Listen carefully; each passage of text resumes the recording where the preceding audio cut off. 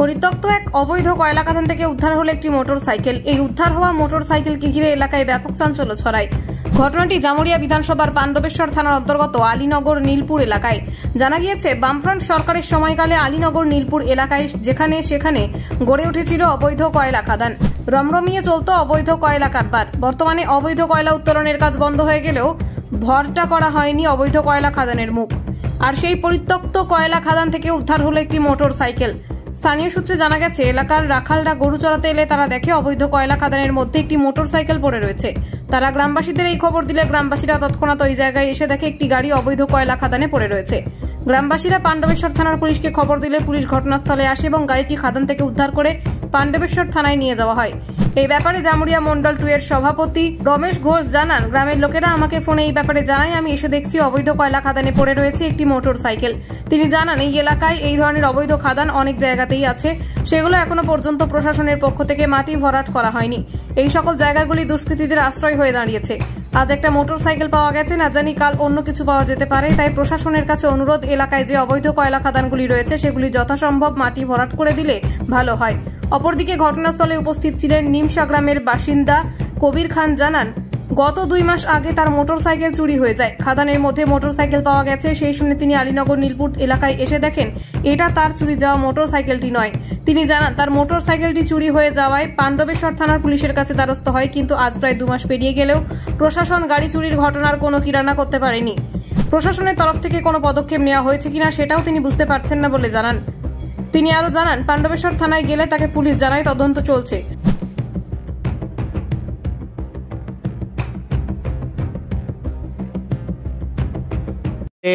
জামুরিয়া বিধানসভার শ্যামল্লা অঞ্চলে আজ কিছুক্ষণ আগে আমাদের গ্রামবাসীরা ফোন করে, আমি ছিলাম বাইরে, তো এসে দেখলাম এখানে আমরা দীর্ঘদিন একটা অভিযোগ করেছিলাম যেখানে ইললিগেল মাইনিং খাদান কোল মাইন্সে চলতো।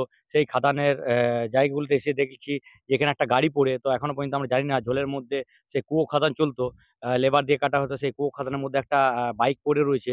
তো যত সম্ভবত বাইক কি রহস্য এখনো পর্যন্ত আমরা বুঝতে পারছি না। আমরা গ্রামবাসীদের কথা শুনে এসে দেখলাম যে বাইকটা কুয়োর মধ্যে খাদানের মধ্যে পড়ে, তো সেখানে জানি না এখনো কি রহস্য বেরোবে। তো আমরা প্রশাসনকে জানালাম, এইমাত্র দেখা যাক এবারে কি হয়, বাইকটা কার বা কি ঘটনা বা কোনো দুর্ঘটনা ঘটেছে কিনা।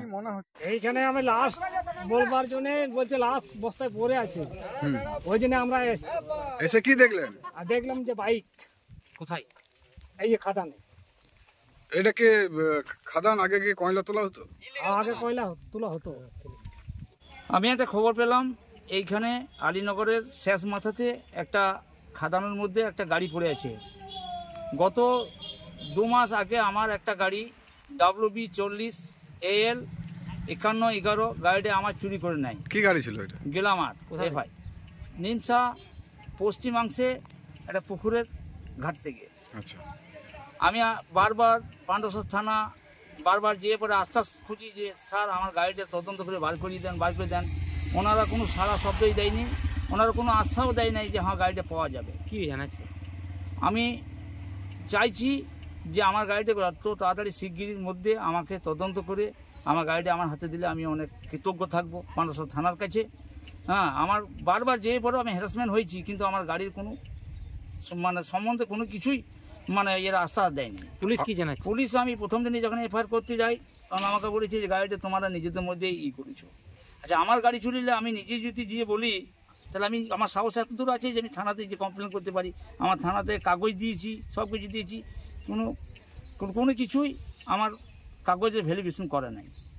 এই জন্যে বারবার আবেদন করছি যাতে আমার গাড়িটা একটা লঘু করে যেমন দেখা হয় যে 5111 গাড়িটি WB40 AL 5111 গাড়িটি গেলামার গাড়ি FI যেমন শিগগিরই আমার হাতে তুলে দিলে আমি খুব খুশি থাকি। এই ব্যাপারে পুলিশ কি জানাচ্ছে? এই ব্যাপারে পুলিশ আমাকে আশ্বাস এখনো কোনো কিছুই দেয়নি, আশ্বাস কোনো কিছু দেয়নি। আমার নাম হচ্ছে কবির খান, গ্রাম নিমসা, পোস্ট খুট্টাডি, জেলা পশ্চিম বর্ধমান, থানা পাণ্ডবেশ্বর। পশ্চিম বর্ধমান থেকে মিঠুন মণ্ডলের রিপোর্ট, TV20 বাংলা। পশ্চিমবঙ্গ সরকার অনুমোদিত স্বাস্থ্যসাথী মান্যতাপ্রাপ্ত রোগী পরিষেবার বিশ্বস্ত প্রতিষ্ঠান দামোদর হেলথ কেয়ার।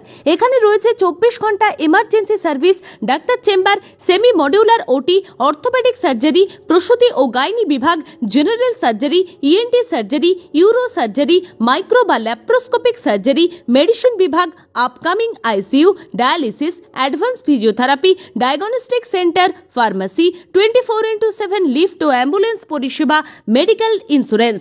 আমাদের ঠিকানা মিল মোড়, কোতুলপুর, বাঁকুড়া। মোবাইল নাম্বার 9475240280 অথবা 9475240290 অথবা 9647180100।